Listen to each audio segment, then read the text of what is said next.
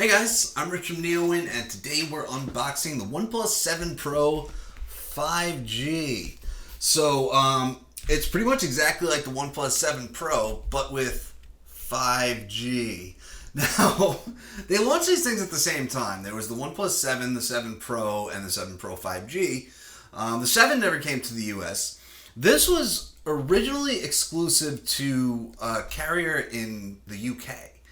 And so Sprint just launched their 5G network in New York City. And alongside that announcement, they announced the addition of the OnePlus 7 Pro 5G to their lineup. So I'm in New York, so naturally, I'm out here trying to get 5G devices now. I just got the LG V50 Thin Q, and I'm testing that out. Now I've got the OnePlus. I really hope it comes activated with Sprint service, by the way. Another thing that's actually significant here is that this is OnePlus's second U.S. carrier deal. You might recall that with the 6T, it was a big deal that T-Mobile was selling the phone, and so now they're on Sprint as well, it is a big deal. And I have to say, I love this phone, the OnePlus 7 Pro. It was surprisingly good. It might be the best Android phone that's sold in the United States. And that's really cool. I don't say that about OnePlus much because I've never really liked their phones.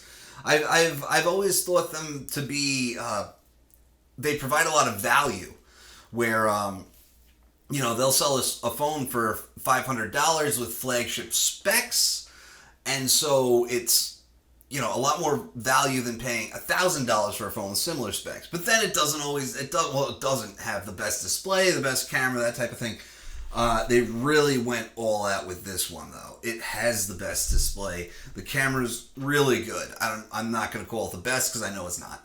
But the camera's really good. It's fast. It has UFS 3 storage, and I believe it was the first phone on the market that actually had that. So let's get this box open because I just can't wait. See, we have this message on the front that says the future is in this box. Get ready to become one of the first members of the 5G community. And that's right. There aren't a lot of 5G devices right now. Samsung has a few now. They have the Galaxy S10 5G, the Note 10 5G, and of course the Galaxy Fold is back, and there's a 5G version of that, but not in the US. LG obviously has the V50 Thin Q. Motorola was one of the first on board with the 5G Moto mod, so if you've got a Moto Z handset, you can use that mod. The Z2 or the Z3 or the Z4, right? So, yeah. So let's just open this up, which I keep wanting to do. It only comes in blue, the same color as this. It doesn't have that fancy almond color, which iPhone users would call gold. It doesn't have, I believe it's called mirror gray, which is just glossy black. Which, by the way, is only in the lowest end model of the OnePlus 7 Pro, which would be 6 gigs of RAM and 128 gigs of storage. Now, this has 8 gigs of RAM and 256 gigs of storage, whereas this has 12 gigs of RAM. So that's the only configuration of this. There's only one color, one configuration, and I assume that's because they're not planning to sell a lot. 5G isn't everywhere yet. You got to be in a city that has it. So it is what it is. All right, let's take a look. Take a look at, there's a case. Yeah, that's right. This one came with a case as well. I'm not a fan of phones that come with cases because it's like they're saying, hey, you need a case for this phone. And to me, you should design it so you don't need a case, or unless you're extraordinarily clumsy. You shouldn't have it where everybody needs a case, because I'm a person that doesn't use cases on phones. We got a SIM pin here, which has a little diagram on it, which is whatever, Got some, go beyond speed. Got a little OnePlus thing here. There's some foreign language stuff. Quick start guide. I found the English part. So now that we know it's a quick start guide, we can put it away. Safety information. Who cares about safety? Stickers. Stickers are always fun, although I'm probably never going to look at them again. But yeah, if you like stickers, there you go, man. So let's just put this away. You know what surprises me is that there's no there's no letter from CEO Pete Lau in the box. Usually there's a letter that's a thank you for being a part of our community and all that stuff. There's nothing like that here. Just the note on the outside. It's like welcome to the future or whatever it said. Or the future is in this box. So I'm a little surprised at that. We have our warp charger here. Oh, that's just a cover for the warp charger. This is the charger. So this should be a 30 watt charger, USB type A adapter, and then the cable is in here. And it's that trademark OnePlus red cable. USB type A to type C, as you would expect.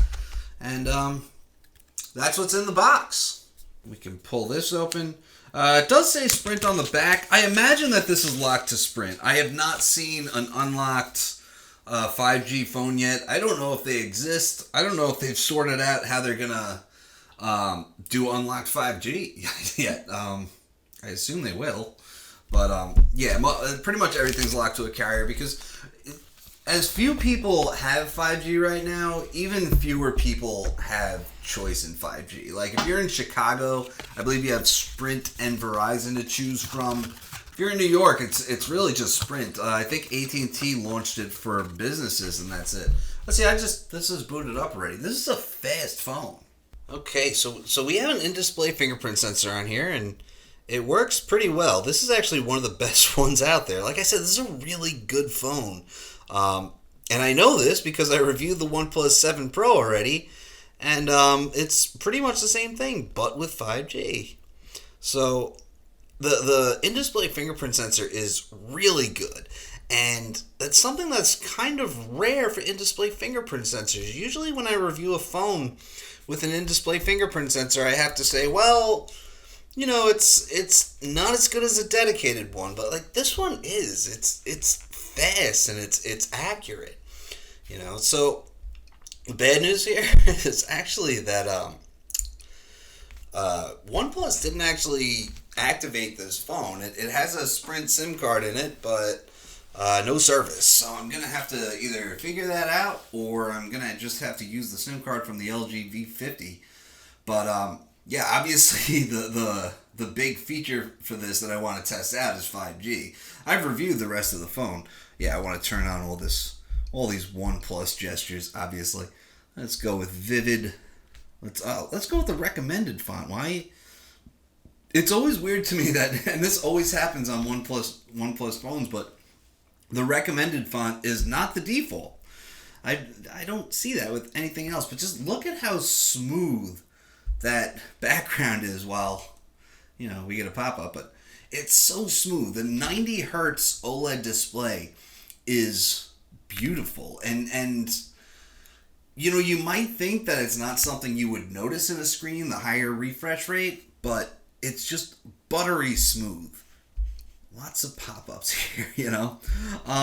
It's buttery smooth, and you will see a difference. I can promise you that. I believe we have dark mode in here. I've been using the Android 7 beta, but yeah, the screen refresh, you can set it to 60 hertz if you don't like it, but why would anybody do that, you know? Let's turn on night mode automatically. That's cutting back blue light. We're going to go through ambient display. Ambient display is great. Obviously, it's not an always on screen. There's our dark theme. Like I said, though, that's coming native in Android 10, and I am using the beta on the OnePlus 7 Pro, which obviously you can get a beta on this too. OnePlus has always been great with that in allowing you to install your own software updates. They've always been kind of unlocked, and I wonder, no, you can't wait. If we go to system updates, download and install, you know. Oh, that's a quite an update. Okay, yeah, it's 2 gigs. Usually though, there's it doesn't look like there's an option, but there's on an unlocked OnePlus device at least, there's an option to install your own update. So no, you probably won't be able to install the Android 10 beta on this, but luckily Android 10 will be out pretty soon. But yeah, there's a little settings icon up there, and you can say local update, and it'll just install that way. And yeah, you just download the zip file to the phone, pick that file, it's good. It's close to stock Android on any OnePlus phone. Although they do have some weird things, like it's not on here, that they have their own messaging app, which is not very good, and I don't see it. It's using Android messages, which is great. I don't. It's like the dual SIM functionality was really weird on it. Hangouts crashed on several OnePlus devices for me, and I use that for Google Fi to text from all my devices. And so I was using the dual SIM functionality, and it doesn't tell you which SIM you're texting from, or which SIM people are texting. It's a real pain. But yeah, like I said, great phone. Camera? No, that's gallery. Whoops, that's usually where cameras found. It's one over, but all right. Like I said, 3 lenses on the back. We have a wide angle, a main lens, and a 3x zoom lens. So you do get some really solid quality there. If we go to video, we have 4K 60 frames per second, right? It's another thing OnePlus has always been good at, is just embracing newer technologies like that. Remember when the OnePlus One came out and it had Cyanogen mod or Cyanogen OS? I don't remember, but it had true 4K, which was something that it's, I don't know the resolution off the top of my head, but it's wider than the regular 3840 by 2160, and no other phones have implemented that. And so yeah, so obviously they're on top of 4K 60, which again, not every manufacturer is. If we take a look at the back of the device, we can see that it's that nebula blue color, which is beautiful. And the only difference is that it has that 5G logo on the bottom. And for some reason, we can put these right next, for some reason, it shows the IMEI printed on the device, which I'd rather not have, but it is there. Other than that, like I said, they're similar devices. Antennas are different. Internally, there are some different things that they had to redesign to fit 5G in there, but very similar device. There's a switch on the other side. Here's a volume rocker. On this side, we have a switch that's lets you control notifications. See, that put it on silent. This will put it on vibrate, and then you switch it this way, it's on ring. See how fast that fingerprint sensor is? But this is a switch. iPhones have it where it's just vibrate and on, but I've never seen it on Android phones, and it's actually one thing that I really like about iPhones, so it's cool to see always. USB Type-C, speaker, SIM card slot, and that's about it. So right now you can get this thing from Sprint for $20 a month. If you want a 5G phone, I do think that this is going to be the one that you want to pick. It's a phenomenal device. It's one of the best Android phones out there. It's probably the best one you can get in the United States, although I haven't used the Samsung Galaxy Note 10. But it's just that display is so nice, just buttery smooth, vibrant colors. It's OLED, which means that you get true black, and it's fast. It has UFS 3 storage, which means, you know, it's that fast storage makes more of a difference than you think. And it's got a Snapdragon 855 chipset, a X50 modem, so for 5G. The only thing about buying a 5G device right now is that 5G isn't really there yet. So you have different companies rolling out different bands. Everybody has like one band. So there's going to be more, and devices are going to have to support more. So this isn't something that you're going to keep for 4 years like maybe some other phones. Although then again, neither is a 4G device. You know, it will fall back to the same 4G bands as this guy if that happens. So, you know, it's just something to think about when buying a 5G device, is that it's going to get better. You're going to get devices that can use millimeter wave and sub-6 and unlock devices. All that stuff is going to happen eventually. This is all new, but if you want to be on the cutting edge and get 5G in your city, if it's available, then this is probably the device to do it, because you look at what's out there, like the LG V50 is nice. the Moto is exclusive to Verizon, and it's all right. It's probably the cheapest 5G option, although this is not bad. I mean, OnePlus provides a lot of value, especially. I keep saying how good this device is because I've always not really liked OnePlus. Like I said, they always provide a lot of value for the price, but they've never been the best. And in the old days, like with the OnePlus One, I had the OnePlus One. I had the invitation to get it, and I bought it, and the camera was defective. And I realized this at some point down the line. And I told them this, like, I'd take a picture with the flash and half the screen would be, half the photo would be whited out. And so I told this, like, I had to publish the screenshots of my customer support exchange online for them to finally say, like, all right, we're going to fix your phone. But that was who they were, and this was obviously generations ago when you needed an invitation to buy a phone because they were such a small company they can only make so many at once. And then when you bought the phone, you got 3 new invitations to give to your friends. And then I think they had the invitation system again for the OnePlus 2. It also worked out great for them because they built a following. Like when you worked to get a phone, like you had to hang out in the forums and interact with other owners of the device. When you work to get a phone, you're going to love that phone even if it sucks. Or you're going to be part of that community for good. And so that was a really smart strategy. And it also helped them control supply and demand. So, and then the OnePlus 3, you didn't need an invite anymore. They did the 3T. They went straight to the 5 because 4 is no good. The 5T and then the 6. And then the 6T, they made a U.S. partnership. They're on T-Mobile. Now they have global partnerships. They're shipping a 5G device. They have a second U.S. partnership, and that 5G device is with Sprint. OnePlus is getting better, bigger, and they're a real contender now.